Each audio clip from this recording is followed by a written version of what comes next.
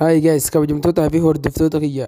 Guyyaa irraan tana deebi'eetiin dhufee jira. Barnoonni keenya kan guyyaa irraan tanaatti akkamitti akkaawuntii keessanii fi YouTube keessan akkamitti verify akka gootanii isinii qabadee dhufe. Barnoonni kun nama hunda kan fayyaduu fi namoonni chaanala banattanii hojii eegaltanii jirtanii fi ammallee warra hin eegalin haaree banattanii jirtan verify godhuudhaan isin jira. Verify maal fayyada? Warra juu verify maali? Warra juu verify hin eegaa YouTube keessan beeksisuudha.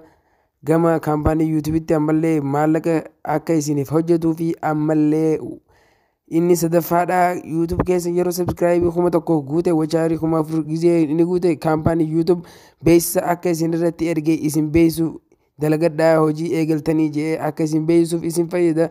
Barnoota keenya guyyaa kana irraa gammaddan jeetiin abdii guddaa isin irraa qaba. Osoo gama hojii keenyaa seenuun duratti namoonni chaanala Hayyuu Vaayiniif haarawaa taatan namni har'a dhuftan yoo jiraatan subscribe godhuudhaan mallattoo bell icon madditti argamtu on godhachuudhaan akka viidiyoon kee salphatti isin qaqqabu isin taasisa. Ammarraa kaasaatii maatii naaf ta'an isin mee gama hojii keenyaa waliin haa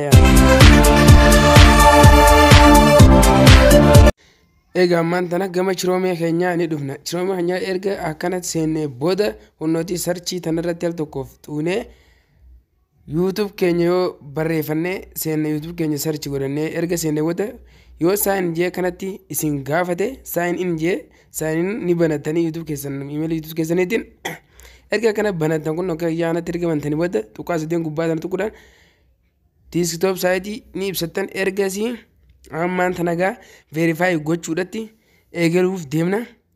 Mee na waliin ilaalaan isin jaa ergasii kunno chaanala kana gubbaa hanarra ni tuutan erga tuutan booda hunnooti YouTube Studio hojii waan ni gartan jeeti yaada YouTube Studio hojii waan irratti tokkaaf ni tuutan erga tuutanii booda hunno gama kanaa salphumatti isin fidee jira. Gadii tanatti hunnooti settingiitu argama.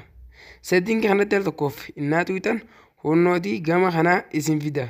Waaw general kajuu fi channel kajuu kana keessa ammaan tana isin channel kan juu kana filadha. Erga filattiin booda kunno gamanaa kanatti feature igilibiti hojii waanaatu argama hunnooti. Gama kana future kajuu kanaatu argama. Ergasii irratti click ni gootan erga tuutanii hunnoo ammaan tana gamatti kanatti status and future kan juu tana gamatti kanatti ni tuutan irratti erga tuutanii hunnoo gama kana channel keessan kana isin fida. Verify jee hin jiru hunnoo verified jee hin jiru verify jee jira irratti tuutanii ammaan tana gama kana isin fida.